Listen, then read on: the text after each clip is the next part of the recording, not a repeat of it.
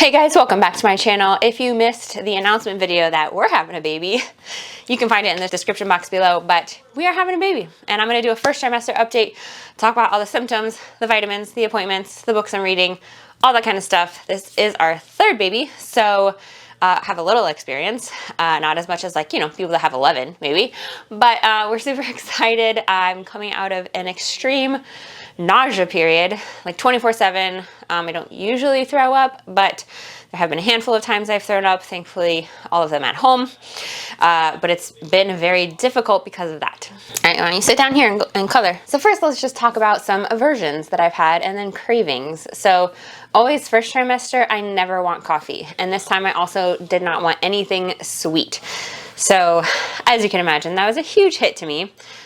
Massive headaches because I could not have my coffee, and literally it is addictive. Your body does get used to it. I did not want anything sweet, only savory things, and I sometimes would be like averse to chicken, but other than that, no aversions. I wanted carbonated things like ginger ale, Diet Coke, which I never really have. I have it like twice a year. Pickles for sure, hot sauce for sure. And definitely a lot of carbs, which we, if you have followed along, have been trying to cut down on carbs, and that was literally the only thing my body would handle and be able to take was carbs. So potatoes in the morning, hash browns. I would get Wawa breakfast sandwiches and a hash brown on the way to work, and then I would have to have saltine crackers before I got out of bed, and bagels. I would have tater tots that I would air fry in the morning, and then I would literally have to eat every 2 hours. So thankfully I work in a place where I can get little snacks like that, and I can even microwave and heat things up. So I'm very grateful for that. There's also a bathroom I can readily access anytime I want, since I work in the hospital, and we have one in our department. So I was definitely going to the bathroom a lot. What are you doing? I'm doing something. Oh, okay. I don't want to tell you. I'm sorry if she's distracting, but she's home from school today. So let's talk about how I'm feeling. Well, I am 13 weeks, and we'll get into the appointment stuff in a little bit. So I'm finally starting to feel a little bit better from the nausea, but from about 5 weeks, because I found out right around 4 weeks I was due for my period, and I actually scanned myself since I do ultrasound and saw a cyst on my ovary, which I never really have cysts on my ovaries, not when I'm supposed to get my period, maybe around ovulation time. So that was on a Saturday. It prompted me to take a pregnancy test on Sunday, because we were trying, and lo and behold, it was positive. So I had 1 week, because I worked the following Saturday, the following Sunday, so 1 week later, I woke up and complete nausea, had taken over my body. I literally didn't move off of the couch, and I was like, oh, well, I guess this is how it's gonna be again.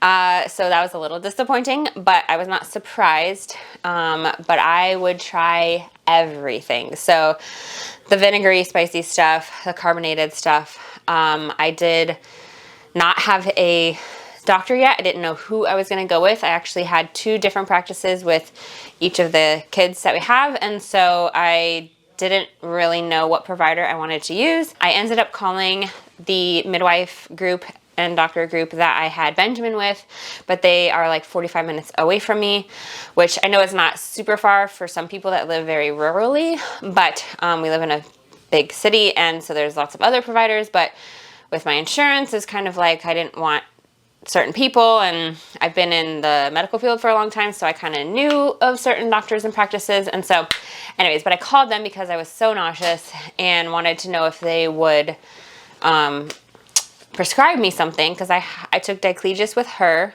and I took Zofran, I think, with Benjamin, but really, and then they told me that they don't prescribe diclegis anymore, which is basically unisom and B6 together, but time released. So I was very shocked. And then what they did prescribe, they called in, and it was going to be $500 for 30 days. And then I could get a sample from them, so I didn't even know if it was going to work, or go through this other program or whatever, and it was still going to be $100 or $150 for a month. And I'm like, no, I cannot afford that. So I ended up talking to the pharmacist, and they were like, try all these things and whatever. So I ended up getting B6 and unisom. So that's what I had been taking. Well, I still am taking it at night. So I do half of a unisom, which is like a sleeping aid, and then I do half of a B6.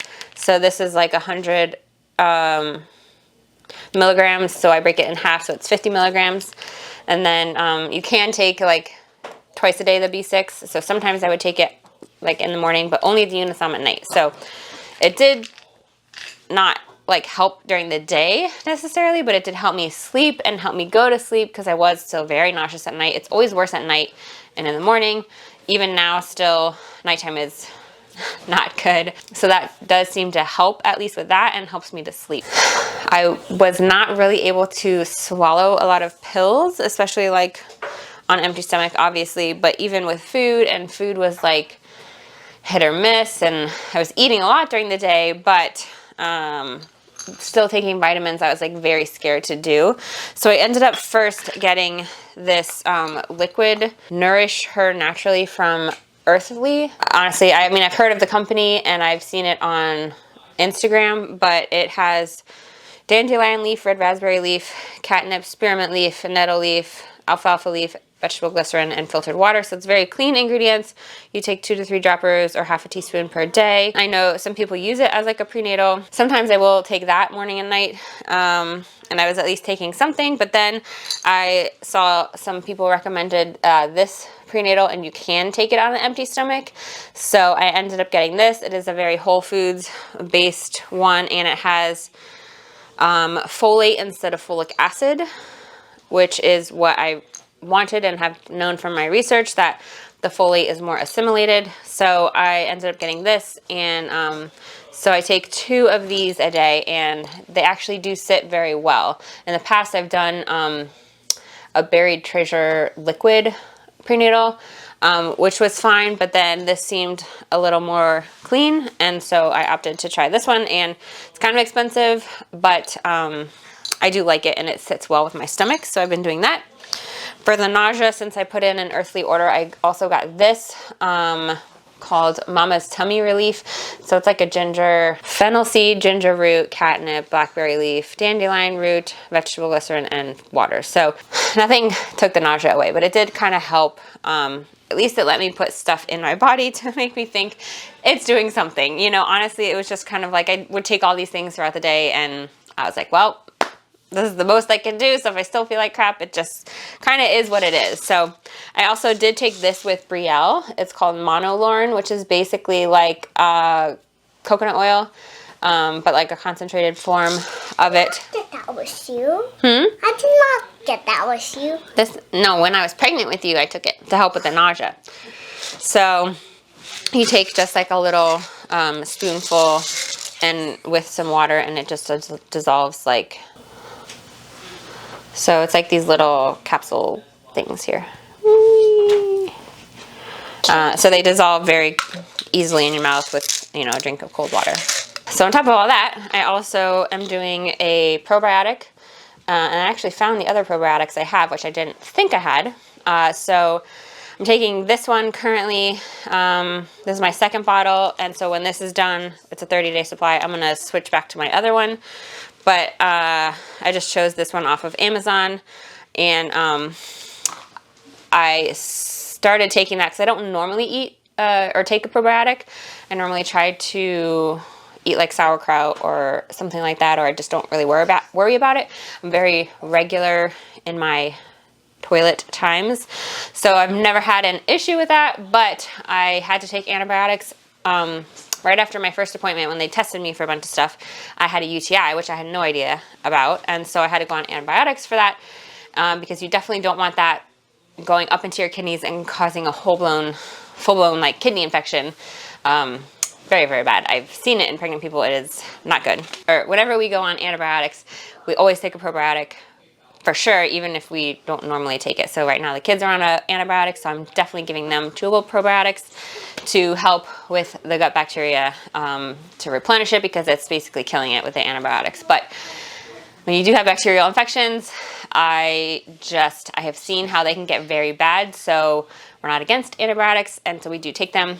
So I had a UTI, started taking the probiotics, And the thing is, because of my nausea, I did not want to drink water. And I normally drink a ton of water. Like I have one of those maybe like 30-ounce cups, and I will fill that 3 or 4 times throughout the day. So I drink so much water, and I usually don't drink anything else. Like I never drink soda. Maybe I'll have like a sparkling water, but I never drink juice, nothing like that. Well, it was so hard to drink water because it made me so nauseous that I was hardly drinking even one of those like cups. Obviously that has a compounding effect, plus all the extra food I was eating because of the nausea and trying to like eat to subside it, that I ended up having some really bad constipation issues. And I vowed after that morning of being late for work that I was going to force myself to drink water even if it made me throw up, because at least I would get some into my body. So since then, in case you're wondering, I've not had any issues. Also, I think the probiotics do help. You okay, baby? And so that has been, well, that was a major ordeal when all of that was happening. So I'm thankful that that is under control now, and I don't have any of those issues. Okay, so those are all the supplements, also from Amazon. I ended up getting this book. And mind you, this is my 3rd pregnancy, but actually someone I watch, she is having her 3rd. She's farther along, and she recommended this book. And it's called The Mama Natural, and it's a week-by-week guide to pregnancy. So it's very interesting because, I mean, obviously I've been through 2 pregnancies, but it's kind of nice, you know, you forget. Brielle is 4, so it's been a while. And yeah, I'm going to be 5. Soon you're going to be 5 in a year. Well, in like 8 months. So I've been going through this and kind of reading it, and it's just a nice little refresher. It goes through a lot of things. Okay, so speaking of doctors, because I don't want to do the glucose test. We do try to do as many things as possible naturally, but like I said, we're not opposed to modern medicine. We do use antibiotics. We will give Tylenol or Motrin, but we do try to avoid those things when possible. So I really don't want to do the glucose test with like the drink that they give you. In there they give you some suggestions and all that. So pertaining to doctors and midwives and stuff like that, I had a midwife that birthed Benjamin. She was in a big group with other midwives and MDs. It was fine. I ended up having to get induced because my water broke with him at my due date, but then I didn't start contractions for a day or 2, and so they induced me with Pitocin, but I still did not do an epidural or any pain medicines or anything like that. So I did it pain medicine free, but I did have Pitocin, which made it much worse, because then having her, I went into labor naturally at like 38.5 weeks, and I really was having those contractions, but wasn't really bad pain until my water broke. But then 2 hours later she was born. So with her, I had a doctor midwife, and it was only the 2 of them in the group. And so I mostly, well, I went back and forth and met with both of them, but he's the one that actually delivered me. He's the doctor, and it was fine. Like, I didn't need any intervention, and I did need stitches both times. So the midwife stitched me up first time, and then he stitched me up with her because I tore. But I really wanted more slow personal care, so I really like going to midwives. And obviously, if the Lord wills that I need a C-section for some reason, and it's just my safety, the baby's safety, then it would be a doctor that does the C-section, not obviously the midwife I've been seeing. But at that point, it would be an emergency, and I would want someone who does them a lot, and whoever would be on call at the doctor, obviously on call at the hospital, would be very experienced in doing them, and kind of is what it is. But I wanted someone who would go with me through the pregnancy and be very open to anything that I wanted to do naturally, that has a lot of experience. So I ended up finding a midwife that delivers at a hospital that I can go to with my insurance. It's a different hospital than the 2 of them were born at. She was born at my work, actually. I wasn't born at your work. Yes, you were. No, I wasn't. Yes, you were. No, I wasn't. Yes, you were. I wasn't. Yes, you were. I don't remember. Well, that's because you were a baby. I don't know that. So I'll be delivering at a 3rd different hospital than the 2 of them. But I know of the hospital and know people that work there. So I'm not worried about that. So she actually, because it's just her, is not, so she's actually not under my insurance. She doesn't really take insurance anymore. So all my visits with her are cash, but all of the ultrasounds that I've had and the hospital bill with the delivery and stuff like that will be covered under my insurance. But it's a sacrifice we're willing to make to get the care that I want. And we had discussed doing a home birth, but it would be even more expensive. And I don't know, not that I'm not brave enough, but we just decided with everything that has happened and all the things that I have seen go wrong, I just felt more comfortable delivering naturally, but in a hospital. So that is the plan. I will be delivering, hopefully, all natural in the hospital. I hope I go into spontaneous labor and that I don't have to have any intervention. That is the plan. We are praying that the Lord answers that prayer, but we know that, you know, His will is above ours, and He's in control. So we had an appointment right at 6 weeks with this new midwife that we found, and actually I found out my friend is also going to her, and she's like 7 weeks ahead of me. So it's kind of like a cool thing, and she was recommended by someone I know at work. And then one of the midwives at work also said, oh, she loves her. So I'm like, okay, cool. So we felt very comfortable with her. She met with us 6 weeks, had all the questions, did all the blood work and stuff. That's how they found the UTI. Then we met with her again around 10 weeks and followed up on everything. She did the Doppler and was able to find the heart rate, and 10 or 11 weeks. Then I also had the nucleotranslucency ultrasound and genetic lab work at the perinatologist office. And so this is a different perinatologist than the ones I have used previously. So everything is all new. All the genetic stuff thus far has come back great, and the ultrasound for the nucleotranslucency was great, and so everything looks fine with baby. And so we're super excited. We did find out the gender, so we will be revealing that soon because Brandon cannot hold it in. And we were actually very shocked. I was wrong. Well, actually, the majority of people were wrong in what they thought. So it's very interesting. We have one of each, obviously, so it's going to be a tiebreaker. But that is basically it for the first trimester. I don't know, technically 13 or 14 weeks enters your second trimester, so very much looking forward to that. Being able to like get back in the kitchen and meal plan and meal prep, because we have not been doing any of that. And our budget is suffering, but we know it was a season, and so we were just dealing with it, doing the best we can. If you have any questions, please leave them in the comments down below. I will do my best to answer them. I want to do updates on this baby